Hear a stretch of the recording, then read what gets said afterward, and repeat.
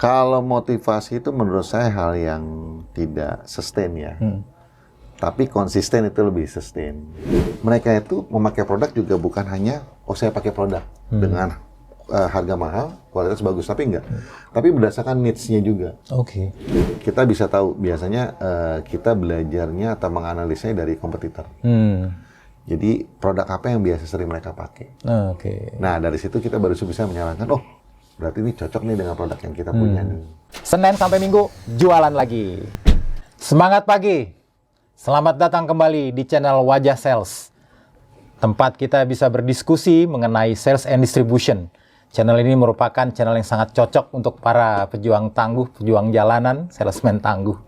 Ya, karena di sini kita bisa sharing informasi mengenai perkembangan dari dunia penjualan. Ya, jangan lupa Senin sampai Minggu jualan lagi. Oke. Dalam dunia penjualan di tahun 2026 ini bisa dikatakan tahun yang sangat menantang. Ya, terutama di beberapa produk. Ya, kita tahu sekali bahwa di tahun 2026 ini dihantui oleh krisis ekonomi dan dihantui oleh isu-isu mengenai hal-hal yang mempengaruhi secara bisnis. Dan juga kalau kita bicara, otomatis kondisi ini itu akan mempengaruhi beberapa produk. Ya, kalau kita lihat perkembangannya untuk di dunia produk-produk kecantikan, yang bisa dikatakan adalah produk-produk premium, itu kadangkala orang melihat bahwa tahun-tahun yang sulit ini itu akan sulit untuk menjualnya. Ya, terutama adalah produk-produk profesional. Produk-produk profesional adalah produk yang dijual ke salon dan dia gunakan untuk para customernya. Ya, untuk lebih jelasnya mengenai tren dan masa depan dan penerawangan mengenai produk-produk ini, kita sudah hadirkan salah seorang pelaku di dunia penjualan di produk profesional ini yang fokusnya di hair and care, ya, yang dimana tamu kita pada saat ini sudah sekian lama masuk dan melakukan aktivitas di dunia profesional. Oke, langsung saja kita akan masuk dan kenalan. Selamat datang, Fedi. Selamat datang, Bang. Aduh. Terima kasih. Gimana? Sehat-sehat? Alhamdulillah. Waduh, luar biasa. Tetap semangat. Ya. Selalu semangat pagi. Oke. Dan kalau ngelihat dari Fedi ini kayaknya selalu ceria ya, cheerful terus ya. Nih, walaupun himpitan ekonomi, beban target yang selalu harus tetap ceria. Tuh ya, dimanapun ya, untuk para audiens, namanya target itu selalu, mau produk apapun dimanapun, target selalu akan menjadi suatu kewajiban yang harus kita berikan. Oke, kalau bincang-bincang nih, Fedi, untuk di dunia per salesmanan atau dunia penjualan produk. Sudah berapa lama Fedi berkecimpung di penjualan atau di sales ini? Kalau mulai karir profesional sih, waktu itu sambil kuliah sih. Oke. Tahun 96 tepatnya. 96. Oke. Itu pertama kali, sekitar 2 tahun lah kalau nggak salah. Tahun 96 sampai 98, itu cuti kuliah ceritanya. Okay. Jadi sambil kerja, sambil kuliah. Oh, bukan karena bandel gitu cuti, enggak ya? Tapi kalau dihitung-hitung kuliah tetap 4 tahun. Tetap ya? Tetap 4 tahun. Ya, gitu. okay, Jadi tahun 2000 selesai. Nah, tahun 2000 udah mulai tuh ada pengumuman kalau nggak salah di kampus ya. Oke. Terus mulai jadi sales. Taruh kalau nggak salah ditempatkan di Lampung. Oke.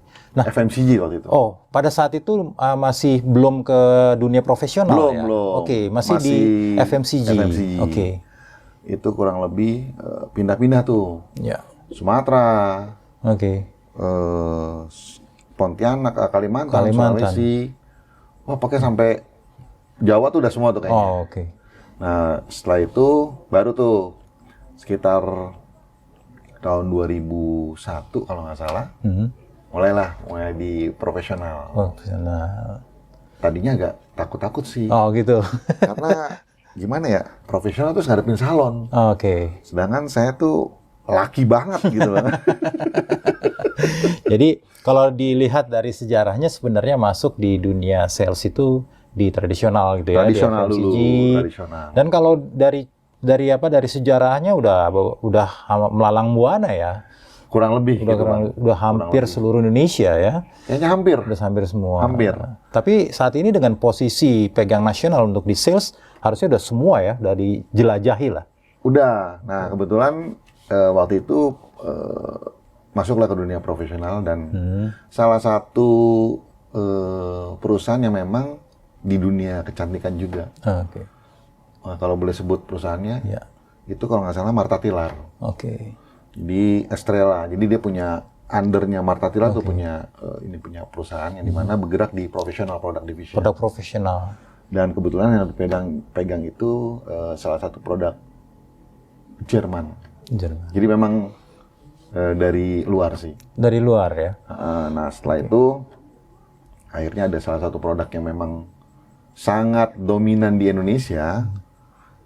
Akhirnya gabung ke produk tersebut. Kurang lebih hampir 10 tahun.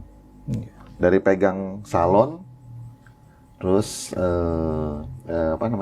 B2B sampai ke B2C-nya, terus pindah lagi nih ke tradisional lagi. Gitu ya. 10 tahun lagi. 10 tahun. 10 tahun. Nah itu sekalian sama ini sih, lebih ke sales juga sama trainer juga. Oke. Nah setelah itu akhirnya di 2022 kembali lagi ke dunia profesional. Sampai hari ini. Sampai saat ini. Sampai hari ini. Waduh, kalau ngelihat dari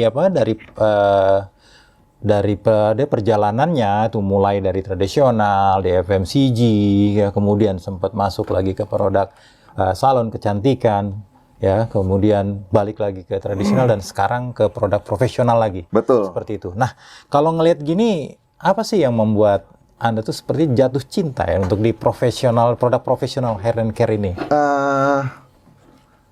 Memang sedikit banyak itu perbedaannya antara handle tradisional dengan profesional itu dari sisi relationship-nya sih. Relationship, oke. Kalau di profesional ini lebih personal. Jadi antara profesional dengan personalnya itu kayaknya kalau hubungan dengan klien itu lebih ke personal. Oke. Jadi lebih kalau ngomongin bisnisnya, ngomongin gimana cara kita bisa masuk menjadi partnernya itu lebih mudah tapi lebih hati-hati jadinya. Oke. Karena personal tadi. Karena ya? personal tadi. Nah. Jadi itu sih yang bikin kayaknya perbedaan yang sangat mendasar dan sangat terlihat itu. Oke. Jadi karena lebih banyak berhubungan dengan personal tadi, jadi kayaknya ini gue banget lah kayak gitu ya di dunia ya. Karena kalau ngelihat dari gayanya, ini kan kalau lihat stylish banget ya, style banget ya, Fedi ini. Jadi benar-benar ke personal, ke individual pendekatan itu kayaknya memang sudah jadi suatu kekuatan tersendiri. Iya. Grooming itu harus kelihatan. Okay. Groomingnya harus kelihatan dari sisi, terutama fisik ya. Fisik maksudnya dalam artian bukan fisiknya harus gimana-gimana, tapi lebih pada saat beda kan kalau tradisional tuh ketemunya kan masuk-masuk pasar lah gitu loh kan. Yeah. Terus kalau di profesional tuh lebih ketemunya sama langsung ke owner. Ownernya. Bahkan ownernya itu bukan hanya sekedar owner. Tapi dia owner yang memang udah punya banyak bisnis. Okay. Jadi itulah yang membuat kayaknya challenging juga. Challenging juga. Okay. Jadi kalau kita cermati ya teman-teman sekalian, tadi disampaikan bahwa itu lebih banyak adalah pendekatan atau relationship. Ya sebenarnya memang di semua dunia penjualan namanya relationship itu nomor satu ya. Seperti yang kita pernah bahas sebelumnya, kita harus building trust ya, kemudian juga memberikan empati. Intinya adalah membuat suatu kedekatan dan relationship yang baik, dan itu dilakukan untuk di semua produk. Ya, jadi buat teman-teman sekalian, sekali lagi jangan pernah ya melupakan strategi atau teknik tadi, yaitu pendekatan atau approaching terhadap customer atau pelanggannya. Oke. Nah, kalau bicara tentang produk ya, produk perawatan rambut profesional ya, ini kan banyak jualnya ke salon dan lain-lain ya. Nah, yang menjadi top of mind itu apa ya produk saat ini ya? Karena kan kalau misal orang ke salon, dia kan nggak tahu produknya apa gitu ya. Ya, tapi sekarang pada saat ini yang menjadi top of mind apa ya? Sebetulnya kalau bicara mengenai produk sendiri atau distribution sendiri, sebenarnya kita dibagi sih dua sih, Bang. Antara direct dan indirect. Jadi kalau direct itu lebih ke salon, kalau indirect itu lebih ke salon supplier atau toko kosmetik.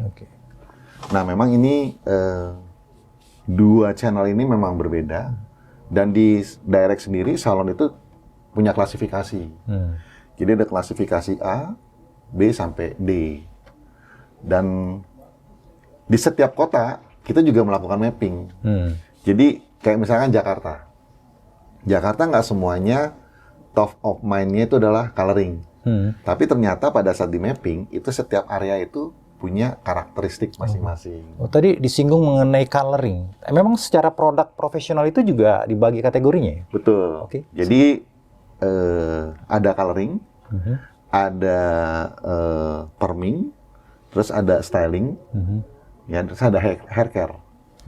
Jadi dan sedangkan kalau untuk di profesional itu bagaimana kita bisa survive di profesional adalah bagaimana orang itu benar-benar bisa menggunakan produk coloring kita.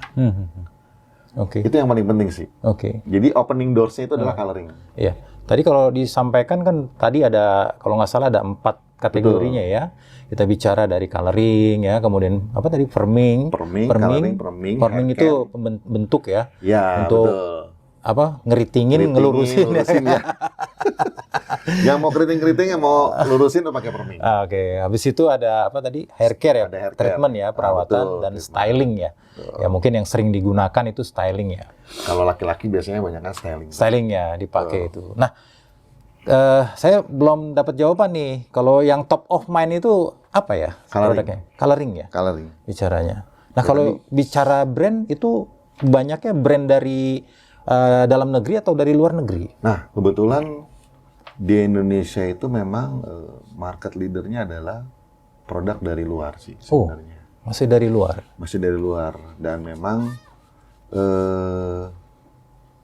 salon itu melihat coloring itu adalah lebih ke bentuk seni. Makanya kalau kita bilang top of mind-nya salon atau top of mind-nya orang-orang yang memang pengen terlihat itu adalah coloring.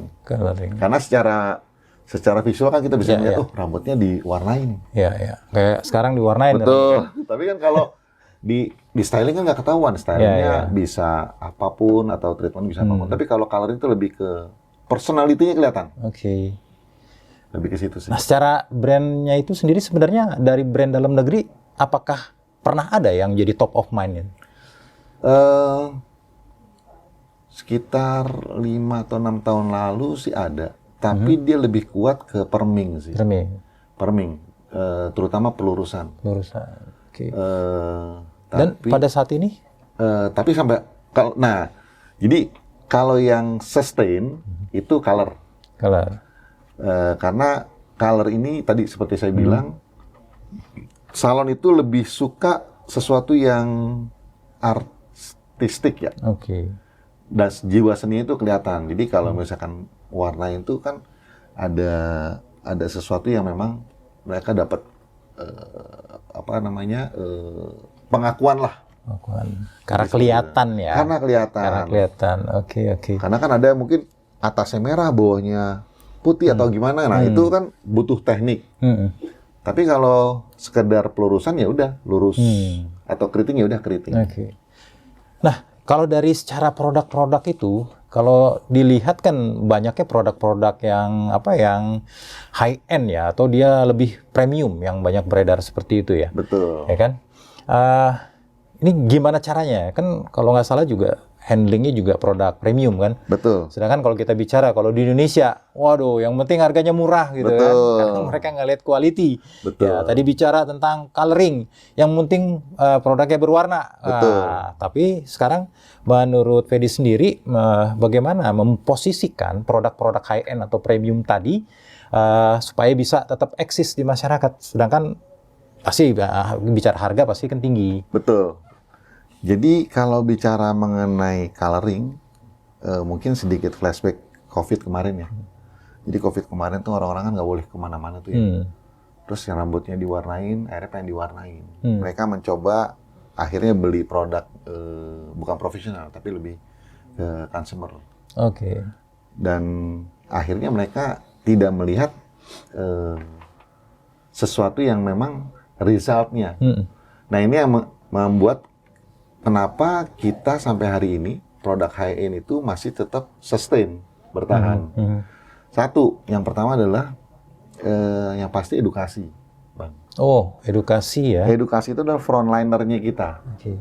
Bagaimana kita mengeduket salon untuk menggunakan produk kita yang benar-benar secara kualitas dan aman itu kita kasih tahukan ke mereka, informasikan ke mereka. Karena ya balik lagi, kan biasanya kalau ada harga, ada kualitas. Tapi kita ngelihatnya memang orang Indonesia itu cenderung ke harga. Ya. Sangat melihat Sensitif harga itu sekali sensitif ya. banget, sensitif. Beda sedikit aja dia akan pindah. Pasti dia akan pindah. Tapi ternyata pada saat saya melihat di kesempatan diskusi dengan beberapa top klien ya, memang mereka pindah, tapi mereka kembali lagi ke produk yang awal. Dikarenakan tadi secara kualitasnya dan di rambutnya itu memang secara teknologinya berbeda. Oh. Nah itu yang menyebabkan akhirnya orang mau diwarnain berkali-kali, tetapi rambutnya masih tetap sehat gitu loh. Bukan sehat sih, masih bisa lah diwarnain. Oke. Jadi buat rekan-rekan di sales ya, jadi ternyata mengenai manfaat produk itu atau benefit dari produk itu sangat menentukan juga ya untuk membuat si konsumen kita itu stay atau konsumen kita itu tetap menggunakan produk kita. Karena kalau dia merasakan atau mendapatkan benefit dari produk tersebut, dia tetap akan stay. Kita memang ketahui bahwa ya harga pasti akan masalah ya. Tetapi harga tidak menentukan segalanya. Karena kalau orang bilang ya ada pepatah kuno yang mengatakan bahwa ada harga, ada barang gitu loh, ya kan? Kalau nyari harga murah ya barangnya seperti itu.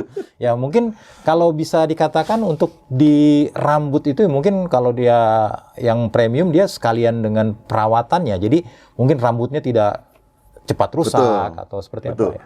Nah, karena sebelumnya saya pernah di produk profesional yang memang salah satu market leader, tapi pada saat saya ketemu dengan beberapa salon memang dia melihat bahwa mereka itu memakai produk juga bukan hanya saya pakai produk dengan harga mahal, kualitas bagus, tapi enggak. Tapi berdasarkan needs-nya juga. Needs-nya juga dan juga berdasarkan beberapa permintaan dari klien. Jadi karena memang produk saya ini memang produk high end dan juga produk luar, tapi kita punya dua produk gitu loh Bang, yang khusus untuk orang Asia dan Eropa. Nah jadi kalau Asia ini lebih, kalau orang Indonesia kan pas. Jadi rambutnya Asia lah. Jadi secara teknologi dan secara culture-nya itu masih bisa diterima orang Indonesia. Makanya untuk produk ini kalau menurut saya sih balik lagi bagaimana kita bisa mengedukasi si salon. Jadi edukasinya tadi ya. Edukasi. Jadi mengenai edukasi produk itu jadi sangat penting ya. Sangat. Ya, karena tadi nyambung sih kalau saya melihatnya, karena tadi pendekatannya lebih ke personal ke pelakunya atau ownernya tadi ya. Seperti itu. Itu menarik sekali ya. Nah sekarang tadi sempat di awal disinggung bahwa jual ke marketnya di salon ini kan agak berbeda ya kalau menurut Fedi sendiri. Nah apa tantangan terbesarnya dalam menjual produk ke salon atau stylist ini? Dan gimana cara mengatasinya? Tantangan yang paling besar adalah pada saat kita salah melakukan edukasi. Oh, oke. Itu tantangan paling besar. Once kita salah dalam melakukan edukasi, itu hal yang paling sulit. Karena kalau kita sales kan, sales itu lebih ngomongin gimana caranya kita bisa menjual produk. Dan bagaimana bisa kita menjual produk. Dengan kita ngomong ini, ngomong itu, pokoknya memberikan sesuatu janji-janji itu bisa. Tapi pada saat kita melakukan edukasi aplikasi itu salah, nah itu sangat-sangat sensitif. Oke. Jadi kalau misalnya salah, dia akan ngomong, produk lu gagal ya. Oh, Nah, itu bahaya ya? ini bahaya ini. Oke. Nah, kalau udah begitu, biasanya salon gini. Tim kita melakukan edukasi, terus pada saat gagal, salon itu nggak akan ngomong hari itu gagal. Tapi besoknya pada saat kita melakukan kunjungan, dia akan ngomong, "Duh, Fed, produk lu kemarin gagal nih," misalkan gitu. Oke. Nah, biasanya kalau dari saya tuh lebih ngomongin, gagal ya, bukan itu sih. Kalau boleh tahu, kemarin pada saat melakukan edukasinya, seperti apa? Nah, jadi saya tanya dari sisi mereka, nanti saya juga tanya biasanya dengan dari sisi edukatornya. Nah, jadi baru kita ngambil solusi dan kesimpulan, seperti ini. Jadi didengarkan dulu gitu ya? Benar, dengerin dulu, karena nggak bisa serta-merta juga gagal itu dari sisi produk. Aplikasinya Aplikasinya, karena ya tadi dibilang produk profesional ini sangat seni buat orang. Jadi dari sisi timingnya harus tepat, pengaplikasiannya juga harus benar-benar solid gitu loh. Terus helai by helainya juga harus bagus, terus sectionnya juga harus bagus. Nah, ini yang memang membuat akhirnya kadang-kadang itu challenge kita terbesar pada saat pengaplikasian produk. Oke. Jadi kalau bisa ditarik kesimpulan, untuk jadi sales produk-produk profesional ini, kemampuan aplikasi juga itu juga harus bisa ya. Exactly. Wow. Itu yang paling penting. Ini ya. bedanya salesnya FMCG dengan profesional.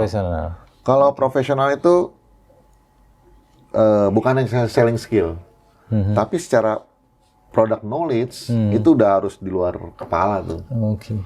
Jadi kalau misalnya ditanya, saya mau warnain ini, kalau nggak bisa jawab, udah tuh. Itu challenging tuh. Oke. Kalau saya tertarik tadi ya dari Fedi sampaikan, jika menghadapi komplain tadi ya, bisa dikatakan mungkin salah aplikasi ya, di mana kadang salon nggak langsung dia sampaikan. Tadi sangat menarik bahwa untuk bisa handling objection, bisa dikatakan bahwa ya tadi harus dengarkan ya, kemudian juga diselesaikan, dicari tahu ya. Untuk lebih jelasnya kita akan ada sesi untuk handling objection ya. Jangan lupa Klardok. Apa itu Klardok ya, nanti kita akan bahas terpisah ya. Oke. Saya Klardok. Oke. Sekarang kan bicaranya nih produknya ini kan jualnya ke salon ya. Betul. Jualnya ke salon, tapi kan nggak langsung dijual lagi nih sama salon ke konsumen, tetapi dia digunakan lagi. Jadi bisa dikatakan ya udah seperti B2B ya, bisa B2B betul, ya. Betul. Nah, menurut Fedi sendiri bagaimana caranya ya supaya si salon itu mau mengaplikasikan produk kita itu ke konsumennya, sehingga nanti produknya pasti kan laku dan sehingga dia bisa repeat. Yang pertama tadi, Bang Bella, mungkin edukasi, karena edukasi juga terbagi beberapa cara ya. Ada, kalau di kita tuh terkenal namanya, ada in-salon training, ada cluster, terus ada juga workshop. Jadi memang untuk membuat mereka yakin menggunakan produk, itu ada beberapa cara kita sih. Nah, biasanya kalau untuk salon-salon yang memang sudah biasa pakai produk profesional, khususnya produk-produk high-end, dia biasanya udah tahu tuh dari cara pengaplikasiannya. Cuma mungkin cara pendekatan kita adalah berbeda, bukan langsung ini produk ini bagus, produk ini bisa diaplikasi ke semua rambut, enggak. Tapi ya balik lagi, si edukator akan membuat mereka yakin dari sisi analisanya dulu. Oke. Jadi itu setelah analisa terus melakukan training, setelah itu beberapa kali kita melakukan namanya in-salon training atau cluster dengan mereka. Jadi mereka terbiasa. Oke. Itu memang agenda yang dibuat ya untuk khusus untuk ini ya. Betul. Untuk salon-salon tadi ya. Betul. Nah, kita sebagai salesnya tugasnya adalah bagaimana mengconvince si salon untuk yakin ikut training kita. Oke. Karena dia biasanya, gue udah pernah nih training di produk lain. Mungkin bedanya apa sih bedanya? Nah, dari situ itu challenge-nya kita sebenarnya. Dari orang sales ya untuk meyakinkan mereka untuk ikut training kita. Oke. Dan kalau diintip juga sebenarnya bisa meyakinkan tadi kedekatan relationnya tadi ya. Itu balik lagi ke situ ya. Nah, karena memang kebetulan beberapa salon yang top-topnya kita itu ya memang secara relationship-nya udah pernah berhubungan dengan saya sebelumnya. Jadi untuk meyakinkan mereka itu lebih mudah sih. Oke. Nah, kalau kita bicara tentang produk salon atau kita bicara produk untuk di rambut tadi ya, ini kan tren dari rambut itu sendiri atau mungkin dari kecantikan, ini kalau dari hasil wawasan yang dilihat, itu yang akan mendominasi tahun ini itu seperti apa ya? Dan bagaimana dari produk yang ada itu bisa menjawab dari tantangan tren tadi? Oke, kalau selama ini kalau saya lihat ya, sebetulnya trennya itu masih warna-warna dingin. Jadi warna-warna dingin itu yang warna dingin itu ya, Pak? Warna-warna coklat gitu, yang brown-brown gitu loh. Tapi kalau warna-warna hangat yang merah gitu loh, itu cenderungnya hanya beberapa salon dan beberapa area.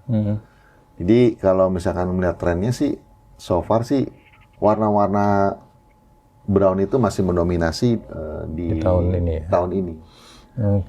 Dan saya lihat juga di beberapa salon dan dari analisa pembelian juga, memang warna-warna itu yang memang banyak yang salon pakai, terutama salon-salon high-end ya. Nah, kalau untuk kayak warna hitam itu sendiri sebenarnya masuk ke trennya nggak ya? Ini biasanya buat seumuran-umuran yang ini ya. Biasanya kalau warna-warna hitam itu tetap sebenarnya gini, hitam atau dark brown itu masih ada pasarnya. Tapi memang segmentasinya itu nggak terlalu banyak sih, membela. Karena mereka itu mewarnai hanya untuk gimana caranya menutup regrowth. Jadi biar ubannya nggak kelihatan lah gitu loh. Jadi datang ke salon hanya lebih ubannya nggak kelihatan, terus udah. Tapi kalau yang tadi balik lagi ke warna-warna coklat itu kan lebih gimana caranya warna itu lebih kelihatan. Oke. Nah, kalau melihat dari trennya tadi masih ke warna-warna untuk di rambutnya warna-warna yang dingin tadi ya.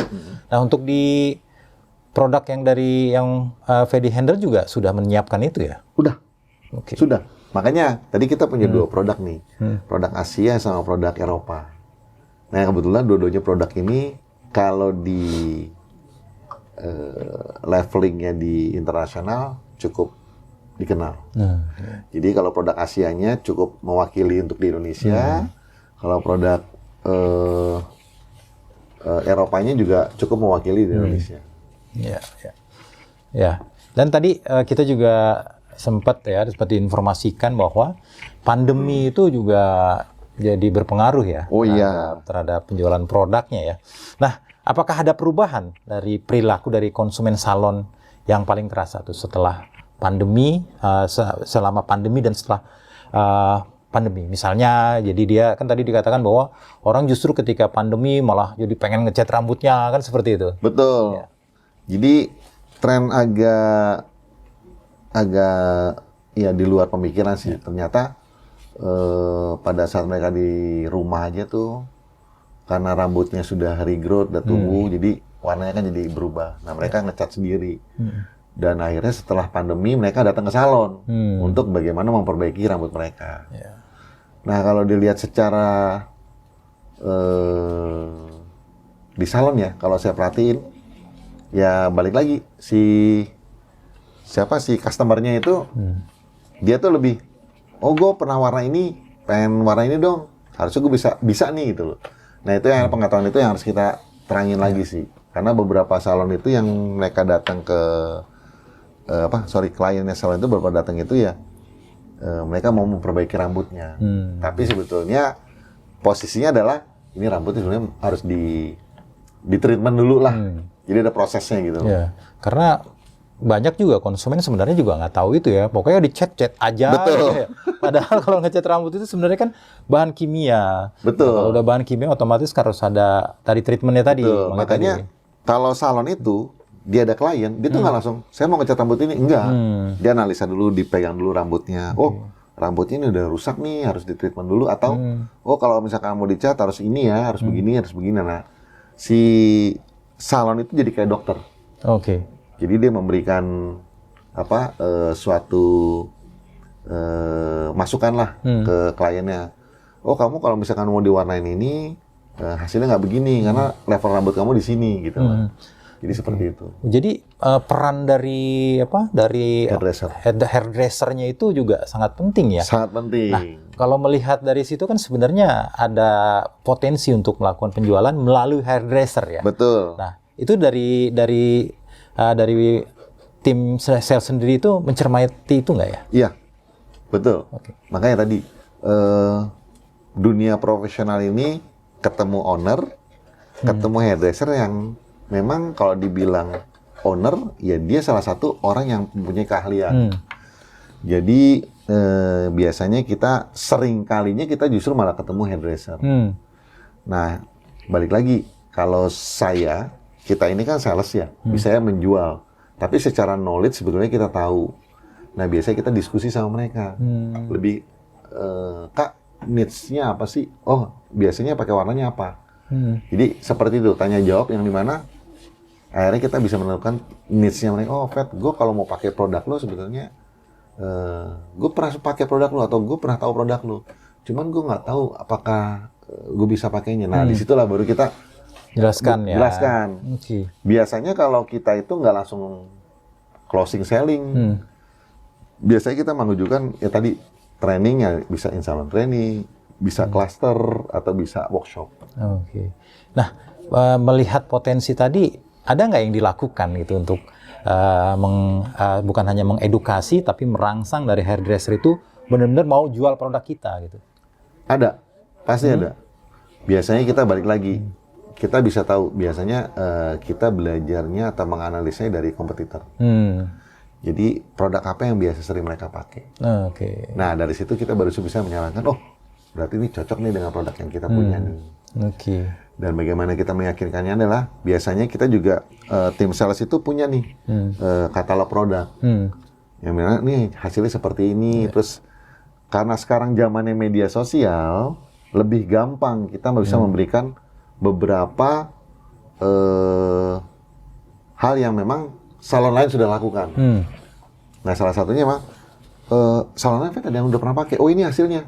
Nah, ini udah pernah ada hasilnya. Jadi mereka oh ya. Jadi mereka rasa ingin tahu dan ingin mencobanya. Akhirnya secara tidak langsung, coba deh gue pesan ini dulu. Nah, tapi kita mengarahkan biasanya berdasarkan apa yang biasa mereka pakai dulu. Oke. Seperti itu, Bang. Ya, ini kalau dilihat nih, Fedi ini sangat menguasai sekali ya. Itu hati-hati aja itu kalau perusahaannya dia akan di-hijack. Oke, nah sekarang Fedi pegang nasional sebagai National Sales Manager. Betul. Ya. Nah, otomatis kan juga handling tim ya. Betul. Ada berapa banyak timnya?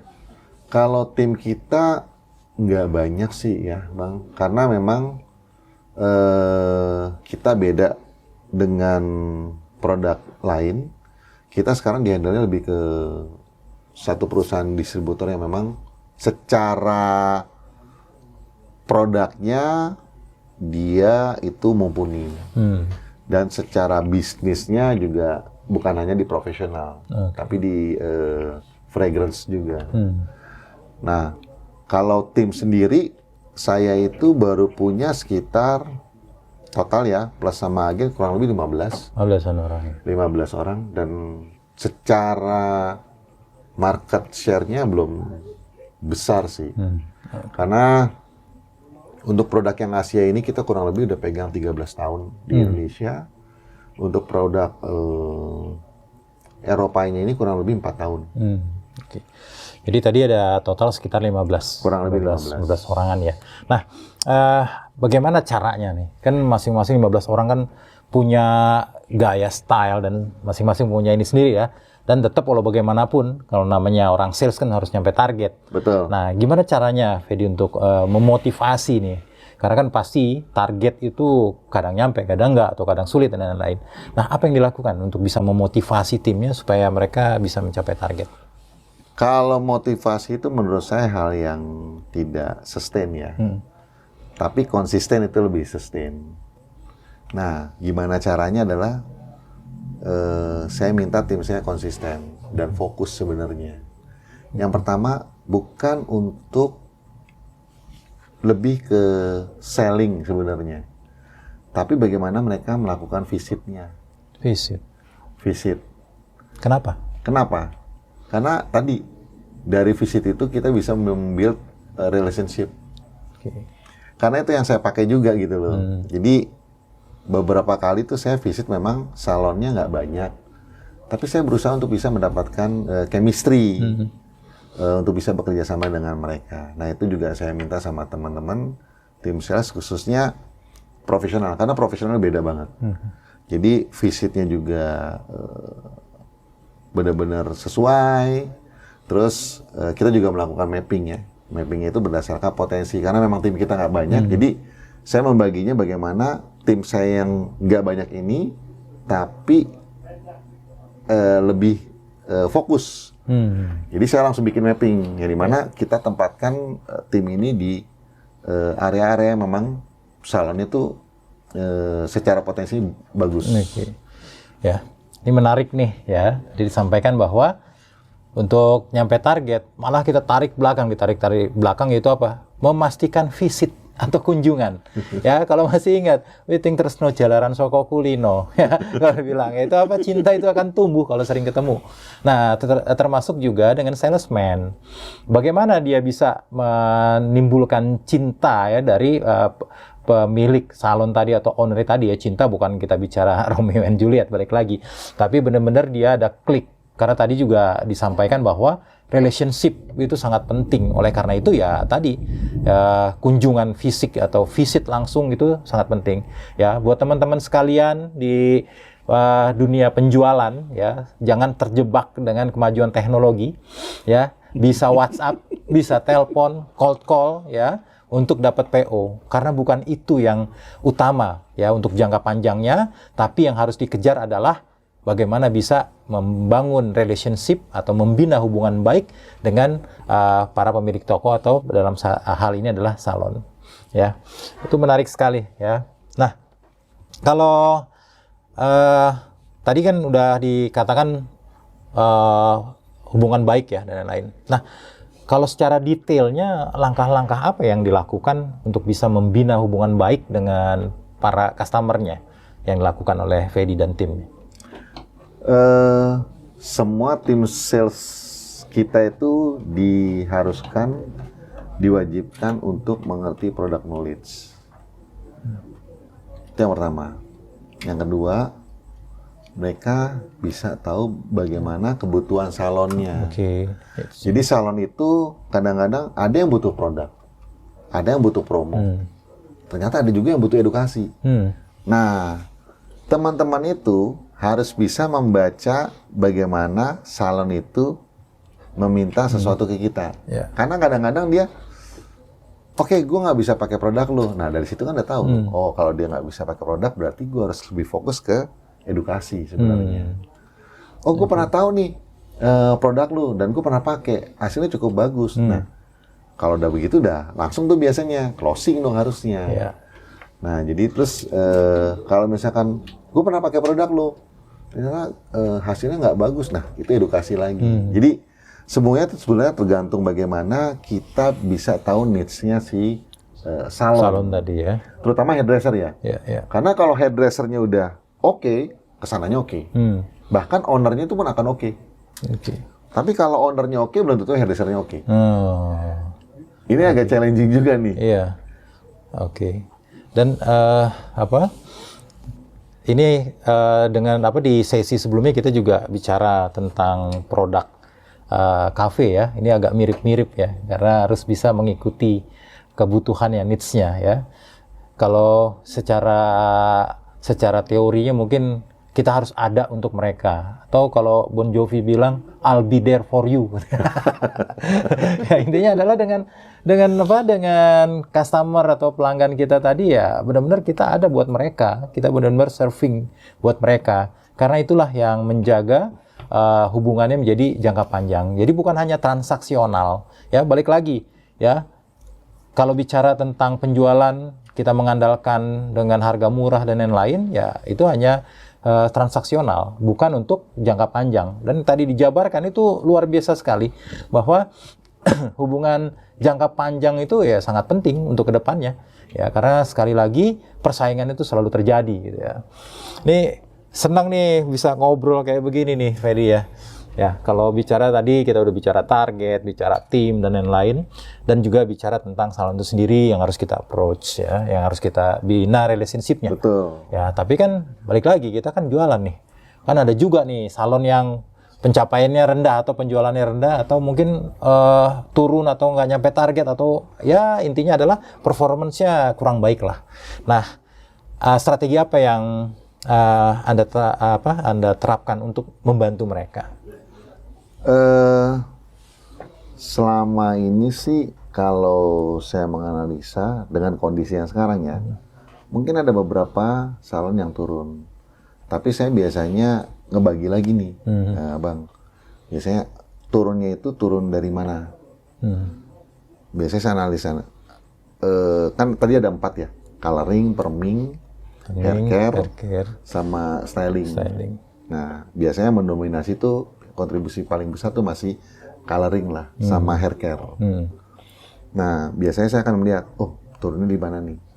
Nah, kalau salon-salon yang memang sudah sustain biasa kerjasama sama kita, kan tuh biasanya ada kontrak jangka panjang. Itu saya bisa ngeliat tuh, oh ternyata mungkin turunnya di, kalau misalkan salon-salon yang besar tuh, ada namanya kita punya retail product. Oh ternyata turunnya di retail. Oh berarti kita harus bikin nih kerjasama marketing. Kita bikin yuk sesuatu yang bisa membantu mereka, sell out mereka. Oke. Entah itu datengin KOL, entah itu bikinin program yang memang masif. Jadi bikin program yang masif untuk bisa narik customer di area mereka. Jadi terus juga ada memang pada saat mereka datang, terus kita kasih gimmick gitu, atau mereka bawa temennya terus dikasih sesuatu. Jadi hal-hal itu yang kita lakuin. Itu biasanya kalau untuk salon-salon yang memang sudah sustain dengan kita. Nah, bagaimana dengan salon-salon baru nih? Nah, salon baru ini kan biasanya balik lagi nih, Bang. Satu salon itu udah kayak toko nih. Produk bukan produk kita doang. Iya. Ternyata produk ini, produk ini, produk ini. Nah, saya biasanya ngomong gini. Kalau sesuatu yang banyak itu, jadi kan kita kadang-kadang suka nggak fokus ya. Sebetulnya bukan mereka nggak pakai, tapi mereka nggak terbiasa. Nah, akhirnya ya memang salah satu yang bisa membuat salon itu terbiasa produk kita adalah ya kita sebagai salesnya juga mengingatkan si salon. Terus kedua yang paling penting adalah sering-sering mereka kita undang edukasi. Edukasi tadi ya. Jadi memang balik lagi kalau di profesional tuh nggak jauh-jauh dari itu sih. Karena ya tadi balik lagi. Sesuatu yang mereka mau pakai barangnya karena banyak, akhirnya mereka nggak fokus. Tapi kalau salon-salon kelas A itu biasanya nggak banyak produknya. Mungkin 1 atau 2, jadi mereka lebih fokus. Ya, balik lagi tetap adalah relationship ya dengan customer tadi ya. Betul. Oke, nah kalau Fedi sendiri ada ini nggak, saran nggak untuk orang nih yang mulai masuk atau mungkin dia mau masuk ke mulai karir di penjualan produk profesional, produk ke salon ini, ada saran nggak? Kalau secara profesional sebenarnya balik lagi kalau sales kan ujung-ujungnya target is target ya. Itu yang pertama. Yang dilihat itu dulu target sih. Yang kedua, ya dari sisi kitanya mau belajar nih. Karena saya beberapa kali nih, entah di FMCG, entah di profesional, sebetulnya secara treatmentnya sama. Yang membedakannya adalah bagaimana kita bisa memposisikan posisi kita nih pada saat kita ketemu klien kita. Karena biasanya kalau FMCG masuk ke grosir kan langsung, kok jual ini program ini. Nah kalau di profesional nggak nih, lebih ngomongin, wah udah banyak chit-chatnya dulu nih, entah ngobrolin personal kita, entah ngobrolin hobi kita. Dan kalau untuk orang yang mau masuk ke dunia profesional, bagaimana dia bisa survive adalah bagaimana dia bisa memposisikan diri dia untuk belajar lebih dari pada saat dia di produk sebelumnya. Karena balik lagi, product knowledge di profesional itu benar-benar harus paham ya. Harus paham. Product knowledge. Ditanya ini harus jawabnya firm. Pokoknya jangan nanti jadinya begini kayaknya kurang tahu. Nah, itu udah ini tuh. Itu udah langsung lah ya, pasti ya. Betul. Oke, ini mungkin sedikit ya agak lebih dalam ya. Kalau bicara kan tadi antara produk profesional dengan FMCG atau consumer good kan beda. Tapi sebenarnya kalau di produk profesional ini untuk penjualannya juga ada rute kunjungan nggak ya? Oh ada. Ada tetap ya? Ada. Routing. Kalau bicaranya ada SGP ya. Kita masih pakainya SGP lah. Belum PGP nih. Kenapa? Karena balik lagi, karena sales saya yang belum banyak. Jadi untuk melihat potensinya itu masih berdasarkan mereka visit sekali, 2 kali, sampai biasanya saya 7 sampai 8 kali biasanya. Oke. Apalagi untuk NOS itu New Open Salon. New Open Salon. Biasanya saya nanya tuh, udah berapa kali kamu kunjungan ke sana? Udah lebih 7 kali. Itu biasanya saya minta sales manager nemenin. Pengen tahu tuh problemnya apa. Jadi tetap kita tetap masih ada ya? Ada. Ya, buat teman-teman ya di dunia penjualan ya, termasuk produk profesional juga ada rute kunjungan. Ada SGP ya, kalau kita namanya PGP, yang dimana ya bukan jargon ya, karena itu adalah strukturisasi yang dilakukan supaya bisa mengunjungi customer. Apalagi kalau kita bicara produk profesional, kedekatan dengan owner tadi atau pelanggan tadi sangat menentukan kita bisa menjalin kerjasama jangka panjang atau tidak. Ya, balik lagi buat para leadernya ya, perhatikan para timnya ini ketika melakukan kunjungan ke customernya, dipastikan mereka melakukan kunjungan, benar-benar melakukan kunjungan. Hal-hal kecil seperti itu yang menentukan untuk jangka panjangnya. Ya, oke. Nah, tadi bicara tentang produk salon ya, sempat kita singgung, cuma saya ada sedikit nih yang ngeganjel gitu ya. Untuk produk salon ini kan nggak dijual bebas gitu ya. Dia benar-benar spesifik dan bahkan jualnya juga dari salon, dari lewat hairdresser yang menawarkan ke konsumen ya, dan juga ada dari supplier ya, salon supplier tadi ya. Nah, audiens itu bisa menemukan produknya gimana ya? Gimana caranya dia? Atau ada informasi lanjutan atau hal lainnya? Kalau selama ini sih balik lagi ya, kita masih menggunakan media sosial. Kebetulan Instagramnya kita tuh sangat masif sekarang. Jadi 2 produk ini Instagramnya sangat masif, dan kita beberapa kali juga kerjasama dengan salah satu top hairdresser, yang dimana itu membuat produk kita juga makin dikenal sama orang. Kalau di salon sendiri sih sebetulnya salon itu pakai beli produk kita dan pakai langsung sendiri. Nah kalau di salon supplier treatment kita agak beda. Salon supplier tuh kita undang untuk edukasi juga. Ya balik lagi akhirnya edukasi yang menentukan bagaimana produk kita bisa jalan di salon supplier. Oke. Ini perbincangan yang sangat menarik ya. Kita doakan karirnya tetap moncer. Amin ya Allah, amin. Tetap jadi produknya, tetap menjadi tetap akan merebut market share-nya. Oke. Thank you atas kehadirannya, Fedi. Terima kasih, Bang Bella. Terima kasih buat kesempatan ngobrol-ngobrolnya. Nanti kapan-kapan bisa ngobrol lagi. Oke. Siap. Dan semoga Kita bahas ya hal-hal yang lain lah ya. wah, banyak. Kalau ngomongin sales kayaknya masih sedikit deh. Kayaknya itu kalau masih basic ngomongin routing, ngomongin fundamental masih sedikit ya. Kita ada nanti lebih dalamnya. Iya kan? Ya. Untuk teman-teman yang mau lebih lanjut, lebih dalam mengenai informasi sales and distribution, ya pantau terus channel Wajah Sales, tempat kita bisa berdiskusi, saling sharing, ya, dan saling berbagi dengan sesama para pejuang jalanan, sesama salesman tangguh. Jangan lupa, Senin sampai Minggu, jualan lagi. Thank you. Thank you. Senin sampai Minggu, jualan lagi.